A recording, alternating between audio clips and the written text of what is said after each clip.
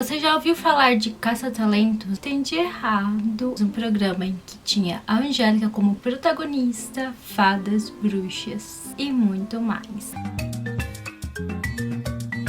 Gente, sem nada mais, antes de falar sobre esse programa que é muito dos anos 90, se inscreva aqui no canal e já deixe seu like. Pra quem tá acompanhando meus vídeos, deve saber que esse mês de agosto eu estou pegando pedidos dos inscritos e dessa vez pediram para eu ver a Caça-Talentos. Eu tenho que confessar que eu não acompanhei muito na época, acho que eu era praticamente um bebê. E assim, pra quem não sabe como que é a história. Conta sobre a Bella, que é a Angélica. É uma humana, mas foi criada por fadas e acredita que era isso até ouvir que ela não vivia nesse mundo. Poderia muito bem escolher entre ser uma humana ou uma fada, não poderia ser as duas. Ela decidiu aceitar esse desafio e vai pra onde a gente está, num lugar que é a Caça-Talentos, em que eles fazem propagandas. É como se fosse uma agência. E lá ela conhece bastante gente e principalmente algumas que querem atrapalhar a vida dela. E é sobre isso que a gente vai falar. Os vilões, que só pra ter noção que eu estou comentando sobre a primeira temporada, tá? A primeira delas, na verdade, foi feita por dois duendes que estão em outro lugar e eles querem sim reinar os dois mundos. Vamos ver quem é que manda agora no mundo mágico. E para isso decidem mandar pelas duas fadas que criaram a Bella um presente que é uma rosa preta. Claro que essas duas botaram lá longe, em outro lugar, no lixo, porque devem saber que esses duendes não tem nada de legais e não tem mesmo. Porque quando essas duas têm que voltar para o mundo mágico, acabam sendo pegas por eles. Numa rede, elas não podem fazer nada, usar magia, e sim, ficam como se fosse um cárcere de 148. Os poderes ficam totalmente zebrados. E eles fizeram isso pra quê? Pra que não pudessem deter o plano, que foi muito bem feito por conta de um outro duende que estava lá e viu aquilo que era um bilhete de admirador secreto, entregou para nossa protagonista, mocinha, que ao cheirar acabou se transformando em uma bruxa. Mudou ali a aparência e já sabia na hora o que tinha que fazer. Estando no Natal, batesse ali a meia-noite, ela ficaria para sempre naquele corpo maldosa e não seria mais a mocinha que a gente conhece. Mas ela faz coisas piores, porque ela xinga todo mundo, traz tempestade ali pro lugar que estava um sol bonito. Também, quando vem seu Nicolau, que é, claro, Papai Noel, estava lá para alertar, perguntar o que estava acontecendo, estava muito estranho, foi simplesmente colocado dentro de uma garrafa. Feliz Ano Novo, seu chato! Porque ela não quer que ele entre no seu caminho. E também faz a mesma coisa, filha do Arthur, que é o protagonista e dono da Caça-Talentos. E assim, ela foi tão ruim, mas tão ruim, que a própria Silvana, que é uma bruxa também, não estava gostando dela e das atitudes que estavam cometendo ali. Sim, só estava esperando pelo badalar final da meia-noite. Ia acontecer se não fosse por um detalhe. Fadinhas que estavam lá dentro no mundo mágico conseguiram se soltar quando os duendes resolveram ir para o mundo real para ajudar a bruxa Bella. E foi muita falha deles, porque eles tinham que cuidar, tinham que guardar ali, mas não. Ficaram fazendo outra coisa e deram oportunidade para o bem agir e estagnar o tempo. Por isso, não podia ser transformada. Mas também ela tinha que fugir, principalmente do Arthur, porque ele soube que apenas um beijo de amor dos dois correspondido poderia voltar a Bella fada novamente. Tinha que acontecer e foi muito fácil. Só roubou um beijo e voltou tudo ao normal.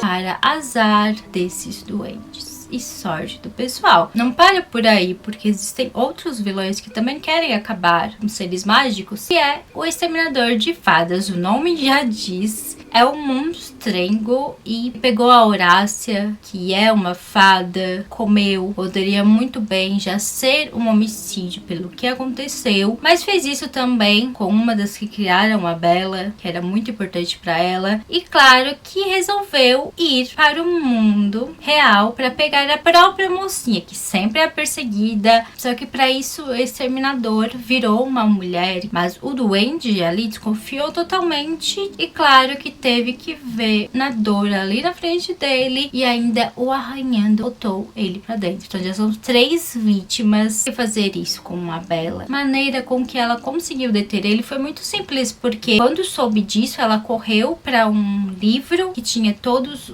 as soluções de cada vilão que existiu e o dele era recitar aquela frase ao contrário na frente dele. Foi isso que aconteceu. Ele ficou preso naquele lugar, não pôde fazer nada. É por causa disso todos que foram sugados voltaram, tirando a Horácia. Ficou um bom tempo ali e não conseguiram reverter a situação. Então sim, no caso dela foi um homicídio com todo. Mas os outros 2 foi tentativa, assim como o da Bella também. Era muito perigoso e mais porque a marca que ele deixou naquele duende foi suficiente para o corromper e o transformar em outro ser possuído. Por isso, hipnotizava os outros para ficarem juntos ali contra a Bella, com um constrangimento legal fazendo, e não podiam sair daquele controle, daquele poder. E a Bella não sabia muito o que fazer. O duende ia libertar o monstro e ela tentou de tudo, até ela descobrir foi tarde demais.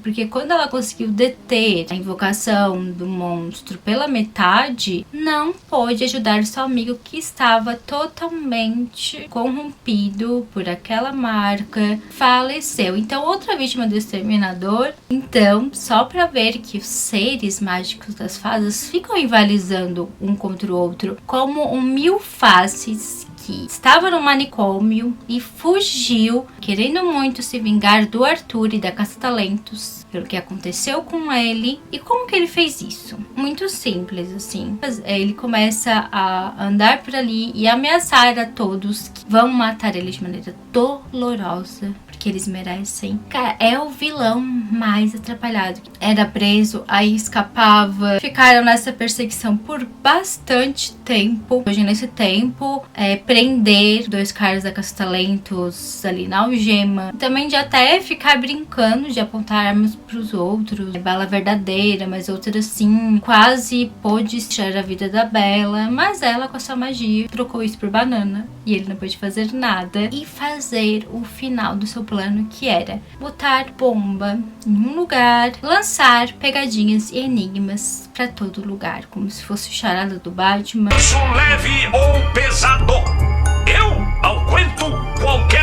Se vocês não descobrirem em 10 minutos, o tempo tá passando, tudo vai explodir em mil pedaços. Se virem, todo mundo achou que tava dentro ali de um saco, mas a Bella, como sempre é inteligente, com poder de protagonismo, era uma balança e tava lá. Tava lá, aquela decisão de fio vermelho ou fio azul, claro que ela conseguiu, deteu, e o Mil Faces voltou pro lugar onde ele nunca deveria ter saído. Plano de todo mundo sempre dá errado. Ele ficar saindo com essas charadinhas, abriram margem. Foram esses os vilões que eu tinha que falar pra vocês da Caça-Talentos. Que é sim como uma novela, um programa de TV que era infantil, mas tinha muitas coisas erradas. Vocês acharam, conheciam. Muito, muito obrigada pra quem chegou até aqui. Beijos.